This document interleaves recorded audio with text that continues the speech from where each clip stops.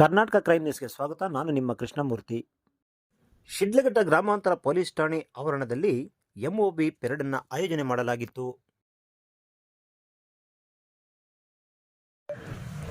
ಯಾವ ಊರಿನಿಂದ? ಎಂತ ವಯಸ್ಸು? ಆಯ್ತರ ಬಾಳಿ. ನಿನ್ನ ಹೆಸರೇನ? ಬಾ ಈ ಕಡೆ ಆರಾಮಾಗಿ. ವಯಸ್ಸೆಷ್ಟು? ನೋಟ್ ಮಾಡ್ತಾ ಇದ್ದೇನಪ್ಪ. ದಿಬ್ಬರಳ್ಳಿ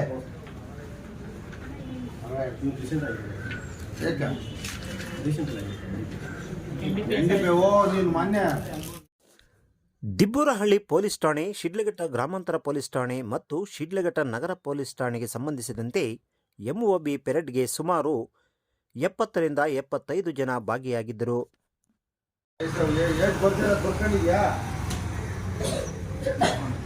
ನೋಡ್ರಿ ರೂರಲ್ಲು ನೋಡ ಅವಂದು ಬರ ನೀನು ಹೋಗಪ್ಪ. ಆಯ್ತು. ಎಷ್ಟು ವರ್ಷ ವಯಸ್ಸು? ನೀನೇ ಬಾಯ್.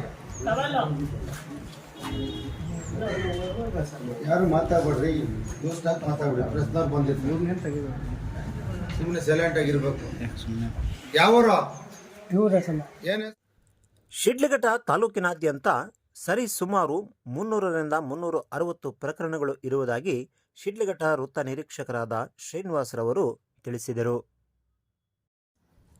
ಎಂಒಬಿ ಪೆರೇಡ್ಗೆ ಸಂಬಂಧಿಸಿದಂತೆ ವೃತ್ತ ನಿರೀಕ್ಷಕರಾದ ಶ್ರೀನಿವಾಸರವರು ಮಾತನಾಡಿ, ಒಳ್ಳೆಯ ಜೀವನದ ಕಡೆ ಸಮಾಜದಲ್ಲಿ ಘನತೆ ಗೌರವಯುತವಾಗಿ ಬದುಕುವುದಾಗಿ ತಿಳುವಳಿಕೆ ನೀಡಿದರು.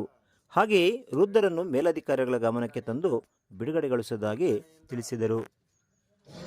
ಸುಮಾರು ಒಂದು 70 ಜನ ಇದ್ರಲ್ಲ, ಸ್ವಲ್ಪ ಅರ್ಧ ಜನನು ಗೈರು ಹಾಜರಾಗಿದ್ದಾರೆ.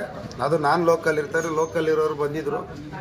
ಅವ್ರನ್ನೆಲ್ಲ ಮುಖದಲ್ಲಿ ನೋಡೋದಕ್ಕೋಸ್ಕರ ಮತ್ತು ಅವರು ಹಾವ ಭಾವಗಳು ಮತ್ತು ಅವರಲ್ಲಿ ಕಾರ್ಯಚಟುವಟಿಕೆಗಳು ಮತ್ತು ಅವರ ವೃತ್ತಿ ಜೀವನ ಏನಿದೆ, ಮತ್ತು ನಾವು ಫೋಟೋ ಹಿಡ್ದಿದ್ದಾಗ ಒಂಥರ ಇರ್ತಾರೆ, ಇವಾಗೊಂಥರ ಆಗಿರ್ತಾರೆ, ನೋಡೋಣ ಅಂತೇಳಿ ಅವರೆಲ್ಲ ಒಂದು ಹಾವಭಾವಗಳು, ಚಲನವಲನಗಳ ಬಗ್ಗೆ ಸರ್ವಲೆನ್ಸ್ ವಿಚಾರದ ಬಗ್ಗೆ ಕರೆದಿದ್ವಿ. ಇವತ್ತು ಸುಮಾರು ಜನ ಬಂದಿದ್ದರು. ಆ ವಿಚಾರವಾಗಿ ಅವರಿಗೆ ಸಮಾಜದಲ್ಲಿ ಕಳ್ತನ ಆದರೆ ಹೇಗಿರ್ತಾರೆ, ಏನಾಗ್ತದೆ, ನಿಮ್ಮ ಜೀವನ ಹೆಂಗಾಗ್ತದೆ ಅಂತೇಳಿ ಅವ್ರಿಗೆಲ್ಲ ಒಂದು ಬ್ರೀಫ್ ಮಾಡಿ ಅವರಿಗೆ ಸಮಾಜದಲ್ಲಿ ಒಳ್ಳೆತನಾಗಿರಲಿ ಅಂತೇಳಿ ಒಂದು ಸೂಚನೆ ಕೊಟ್ಟಿದ್ದೀವಿ. ಅದ್ರ ಜೊತೆಗೆ ಅವರು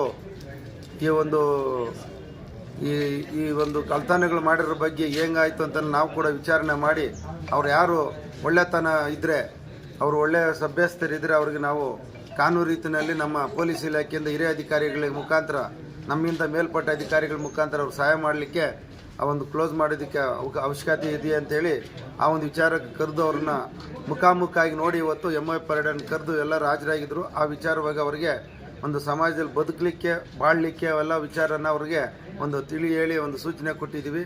ಅದರ ಜೊತೆಗೆ ಅವರ ಏಜು ಮತ್ತು ಅವರ ಜೀವನ ಹೆಂಗಿದೆ ಅನ್ನೋದ್ರ ಬಗ್ಗೆನೂ ತಿಳ್ಕೊಂಡಿದ್ದೀವಿ. ಅದ್ರ ತಿಳ್ಕೊಂಡಿದ್ದ ಈ ವಿಚಾರವನ್ನು ಮೇಲಧಿಕಾರಿಗಳಿಗೆ ತಿಳಿಸಿ ನನ್ನ 2 ಮಾತನ್ನು ಮುಗಿಸ್ತೀವಿ. ಒಂದು ಎಲೆಕ್ಷನ್ ಅಂತಲ್ಲ, ಇದು ಎಲೆಕ್ಷನ್ಗೆ ಅದನ್ನೇ ನಾವು ಹೇಳ್ತಾ ಇರೋದು. ಈ ಎಲೆಕ್ಷನ್ ಪ್ರಶ್ನೆ ಅಂತಲ್ಲ. ಈ ಎಂಒಬಿ ಪೆರೇಡ್ನಲ್ಲಿ ಗಾಂಜಾ, ಅಫೀಮೋ ಏನೇನೋ ವಿಚಾರಗಳಿದ್ರೆ ಇಂಥವಕ್ಕೆಲ್ಲ ಕೈ ಹಾಕಿ ಮಾಡಿ ಸಮಾಜಕ್ಕೆ ಮತ್ತು ಜನರ ಯುವಜನತೆಗೆ ಒಂದು ಈ ಉತ್ತೇಜನ ನೀಡುವಂಥ ವ್ಯಕ್ತಿಗಳಿದ್ರೆ ಅದು ಮಾಡಬೇಡಿ ಅಂತೇಳಿ ಅವ್ರು ಕರೆದು ಒಂದು ತಾಕೀತು ಮಾಡಿದ್ದೀವಿ. ಆ ಉದ್ದೇಶ ಬಿಟ್ಟರೆ ಎಲೆಕ್ಷನ್ನು ಇವ್ರಿಗೆ ಸಂಬಂಧ ಏನಿಲ್ಲ. ಇದರಲ್ಲಿ ಎಂಒಬಿಗೆ ರೌಡಿ ಆಸಾಮಿಗಳಿಗಿರ್ತದೆ. ಎಂಒಬಿಗಳೇನು ಅದ್ರಾಗ ಅವ್ರ ಜೀವನ ಕೂಲಿ ಪಾಲಿ ಮಾಡ್ಕೊಂಡು ಅವ್ರು ಬಡವರು ಇರ್ತಾರೆ. ಅವ್ರೇನು ಒಳ್ಳೆತನ ಸಭ್ಯತೆ ತೋರಿಸಿದ್ರೆ ಅವ್ರ ಕಾನೂನು ರೀತಿಯಲ್ಲಿ ಎಲ್ಲ ಒಂದು ಕ್ಲೋಸ್ ಮಾಡೋದಕ್ಕೆ ಸಹಾಯ ಮಾಡೋಣ ಅಂತ ಹೇಳಿ ಅವ್ರನ್ನ ಕರೆದು ಅವ್ರಿಗೆ ಒಂದು ಬುದ್ಧಿವಾದ ಹೇಳಿ ಅವ್ರ ಸಮಾಜದಲ್ಲಿ ಬದುಕಲಿಕ್ಕೆ ಯಾವ ಥರ ಇದೆ ಅಂತ ಮುಖ್ಯವಾಹಿನಿಗೆ ಬರಲಿ ಅಂತೇಳಿ ಅವ್ರನ್ನ ಒಂದು ಪೆರೇಡ್ ಕರೆದು ಅವ್ರಿಗೆ ಒಂದು ಸದೃಢ ಆಗೋಕ್ಕೆ ಅವ್ರಿಗೊಂದು ಮನಸ್ಸು ಒಳ್ಳೆ ರೀತಿ ಬರಲಿ ಅಂತ ಹೇಳೋದಕ್ಕೋಸ್ಕರ ಈ ಒಂದು ಎಂಒಬಿ. ನಿರಂತರ ಸುದ್ದಿಗಾಗಿ ನೋಡ್ತಾ ಇರಿ ನಿಮ್ಮ ಕರ್ನಾಟಕ ಕ್ರೈಮ್ ನ್ಯೂಸ್. ಧನ್ಯವಾದಗಳು.